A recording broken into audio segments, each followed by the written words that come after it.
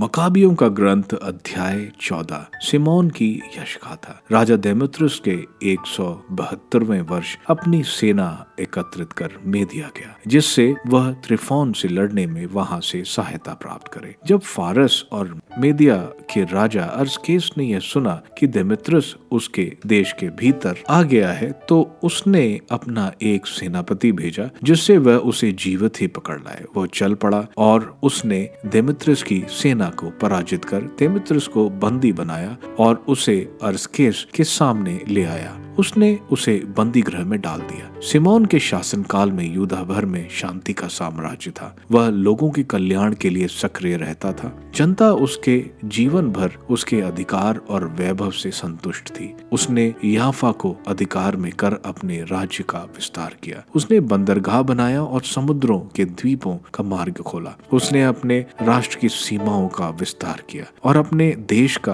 दृढ़ता पूर्वक शासन किया। उसने बहुत से यहूदी युद्धबंदी विदेश से एकत्रित किए। उसने गेजर, बेतसूर और गढ़ पर अधिकार किया। उसने गढ़ का शुद्धिकरण कराया। ऐसा कोई नहीं रह गया जो उसका सामना करे। सब शांति पूर्वक अपने खेत जोतते थे। भूमि अपनी फसल उगाती थी। मैदान के पेड़ अपने फल देते थे। चौकों में बैठकर बड़े बूढ़े अपनी समृद्धि की ही चर्चा किया करते थे। नवयुवक भड़कीले आभूषण और युद्ध के वस्त्र पहनते थे। वह नगरों को खाद्य सामग्री देता और उनकी किलाबंदी करता था। इस प्रकार उसकी महिमामय नाम की चर्चा पृथ्वी के सीमांतों तक होती थी। वह देश में शांति बनाए रखता था और इजराइल में बड़ा आनंद था। प्रत्येक व्यक्ति अपनी दाखलता और अंजीर के पेड़ के नीचे बैठता था। ऐसा कोई नहीं था जो उन्हें डर दिखाए। ऐसा कोई नहीं था जो उनके देश पर आक्रमण करे। उन दिनों राजाओं को रौंदा जाता था। वह अपनी प्रजा के सब दीनहीन लोगों की संभाल करता था। वह संहिता के लिए उत्साह दिखाता और वह विधर्मियों एवं दुष्टों का दमन करता था। उसने मंदिर की शोभा बढ़ाई और उसे बहुसंख्यक पात्रों से समृद्ध किया। स्पार्ता और रोम के लिए यहूदियों की संधि। रोम और स्पार्ता के लोग भी योनातान की मृत्यु का समाचार सुनकर बहुत दुखी हुए।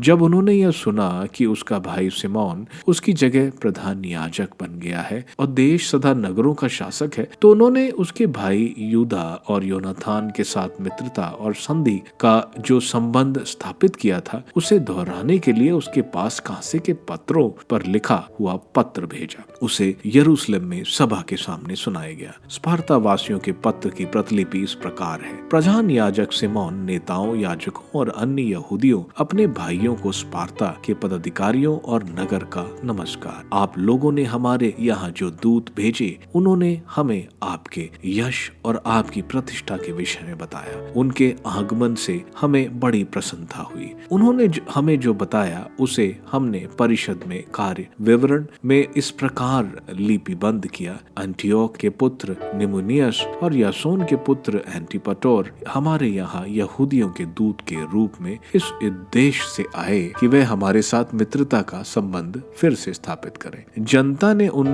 दूतों का सम्मान के साथ स्वागत करने और उनके व्यक्तित्व की प्रतिलिपि राज्य के अभिलेखागार में रखने का निश्चय किया, जिससे स्पार्ता के लोगों को उसकी याद कायम रखे। उसकी एक प्रतिलिपि प्रधान याजक सिमोन को भेजी गई। इसके बाद सिमोन ने नमुनियस को 570 किलो सोने की एक बड़ी सी ढाल के साथ रोम भेजा, जिसे रोमियों के साथ संधि स्थायी हो जाए। सिमोन की कीर्ति विषयक स्मृति पत्र। जब लोगों ने इस विषय में सुना तो वे कहने लगे, हम सिमोन और उनके पुत्रों के प्रति अपना आभार कैसे प्रकट करें। वह स्वयं एक वीर योद्धा है और उनके भाई और उनके सारे कुटुंबी हमारी ओर से इजराइल के शत्रुओं के विरुद्ध लड़ते रहे और उन्होंने हमें स्वतंत्रता प्रदान की। उन्होंने कांसे की पेटियों पर एक अभिलेख अंकित किया और उसे सिय्योन पत्र के स्तंभों पर लगाया। उस अभिलेख की प्रतिलिपि इस प्रकार है। 172वें वर्ष के एलूम मास के 18वें दिन परम श्रद्धेय प्रधान याजक सिमोन के 3रे वर्ष, याजकों, लोगों,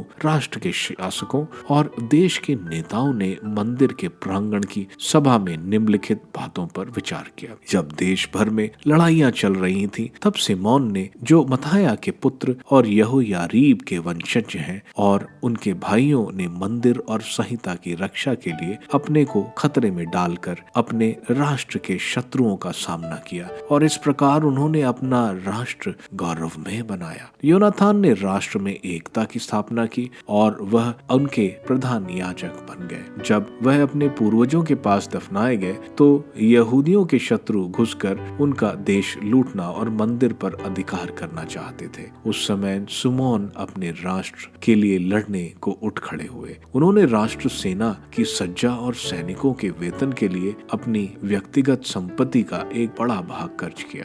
उन्होंने यूदा के नगर किलाबंद किए और सीमा पर अवस्थित बेतसूर को भी, जहां पहले शत्रुओं का शस्त्रगार था, और वहां एक रक्षक सेना रखी। उन्होंने समुद्र तट पर अवस्थित याफा को किलाबंद किया और गेजर को भी, जो अजोत के पास है और जहां पहले शत्रु निवास करते थे। उन्होंने वहां यहूदियों को बसाया और उनकी जीविका का पूरा प्रबंध किया। लोगों ने देखा कि सिमोन ईमानदार है और अपने राष्ट्र को गौरवशाली बनाना चाहते थे। उन्होंने सिमोन को अपना शासक और प्रधान याजक नियुक्त किया, क्योंकि वह यह सब किया करते, अपनी जाति को न्याय दिलाते, उसके प्रति ईमानदार थे और वह हर तरह अपने लोगों की उन्नति करना चाहते थे। सिमोन उस समय गैर यहूदियों को देश से निकालने में सफल हुए और उन लोगों को, जिन्होंने यरूशलेम के दाऊद नगर में अपने लिए एक गढ़ बनाया था, जहां से वह छापा मारा करते, मंदिर के आसपास का क्षेत्र दूषित करते और मंदिर की पवित्रता को बड़ी हानि पहुंचाते थे। उन्होंने वहां यहूदी सैनिक रखे और देश तथा नगर की सुरक्षा के लिए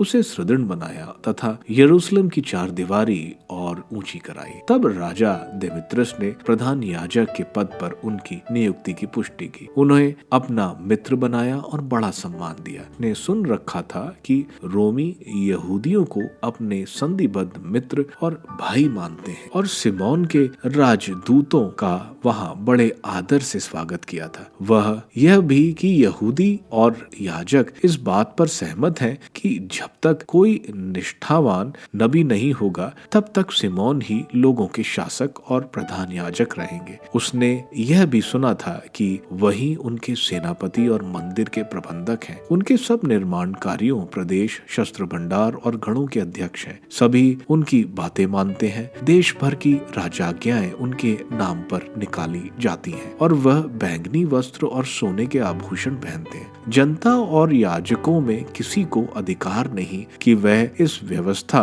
में परिवर्तन करे या सिमोन के आदेशों का उल्लंघन करे। उनकी अनुमति के बिना देश में सभा का आयोजन करें और बैंगनी वस्त्र या सोने का आभूषण पहने। जो इस व्यवस्था नियमों का उल्लंघन करेगा या उनमें कोई परिवर्तन करेगा वह दोषी माना जाएगा। सभी लोग सिमोन को यह अधिकार प्रदान करने के पक्ष में थे। सिमोन ने सहमति प्रकट करी और उसने प्रधान याजक, सेनापति, यहूदियों और याजकों का अध्यक्ष और सबका शासक बनना स्वीकार किया। यह भी निश्चित किया गया कि इन बातों को कांसे के पत्रों पर लिखा जाए और उन्हें मंदिर के किसी सार्वजनिक स्थान पर लगाया जाए। उनकी एक प्रतिलिपि सिमोन और उसके वंशजों के लिए कोष में रख दी जाए।